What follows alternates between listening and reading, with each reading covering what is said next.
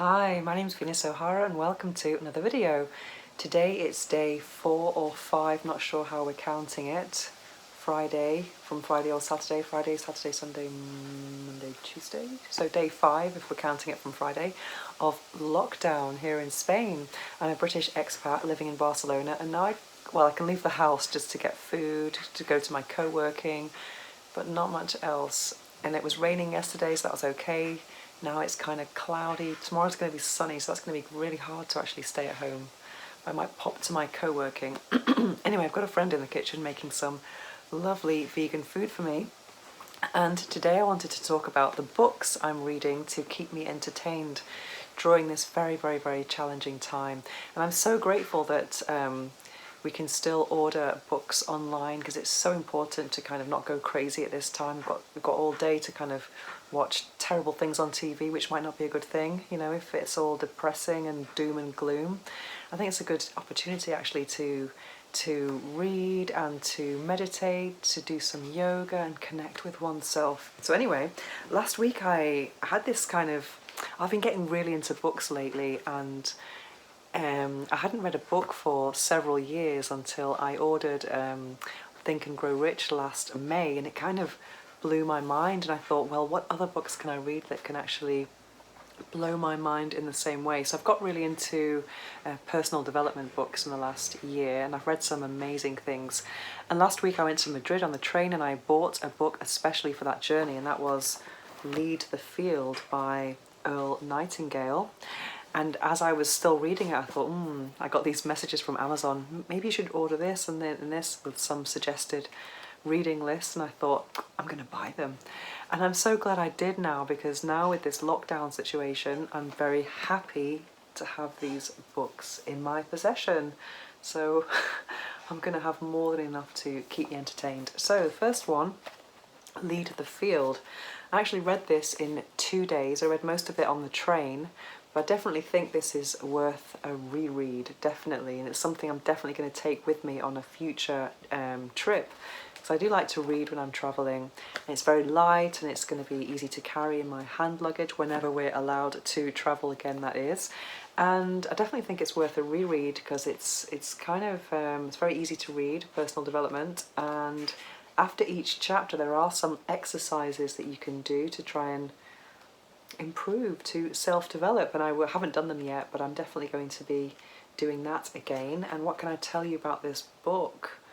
Well, it's a landmark book. It's a practical guide on how to think and act like a success. The timeless stories Nightingale uses to make his points are as profound as they are accessible. Wow. In this classic program, you will learn to double your mental capability, recognize and easily overcome the biggest stumbling block to high achievement, dramatically improve your life by changing one simple thing, make success unavoidable with a 3-minute-a-day exercise. Assess your personal worth and start increasing it now. So I've read all the theory, but I still have to apply it to my life, but that's going to take a second read, and I will be doing all of the exercises after each chapter. And what I think would be a really cool idea, I wish I had a friend who read this book as well, and I think it's really cool to kind of do the exercises with someone else, and you could kind of help each other, coach each other, encourage each other. Let me give you an example. For example, the first one is called The Magic Word. So, and in the exercises it says, list opportunities that surround you now in your current work. Brainstorm, write down whatever comes to mind. So it's really cool. It has these very practical exercises to help you to realize your potential and understand that you might already have what you're looking for. So this is really cool. The next book that I've already started, that I'm reading at the moment, is, this is amazing, The Law of Success by Napoleon Hill. And I got this book because I saw on Valuetainment, which is a channel I really enjoy, about entrepreneurship, that this was the #1 book. I can't remember, there are several videos on that channel that have lists of books, and I can't remember if this was the #1 of which list, but I thought, this is a sign I'm definitely going to buy it. And it's the third book by Napoleon Hill that I've read, and I really enjoy Napoleon Hill's books after Think and Grow Rich, and I also read How to Increase Your Own Salary, which is amazing. But this is kind of like a Bible. It looks like a Bible, reminds me of my Catholic upbringing, and it has this ribbon here, and it has, I think, how many chapters? Let's have a look. I can't remember, 15 or 16. So I'm going to be spending 1 or 2 days on each chapter and doing some practical exercises as well to actually put the theory into practice. So it's very, very, very cool. I'm really, really enjoying this book. And I read yesterday the first chapter, which is about having a chief definite aim in life, which is so important, because I think we know what we want, but if you ask any person, what do you want, just one thing, then people often don't really know what that is. And once you do know what that is, then you can kind of start working towards it. And today I've been reading about self-confidence, which is really, really important. And it's something that's definitely been a challenge for me, because sometimes I've been really focused on abundance and big ambitions, and I've kind of ignored basic things like self-confidence and self-love, when that really is the foundation to all success. Yeah, so the next thing I'm going to be reading after that is going to be How to Win Friends and Influence People by Dale Carnegie. I've heard this is a good book, so I haven't read it yet, so I'm looking forward to reading this. This is a perfect size and weight for travel.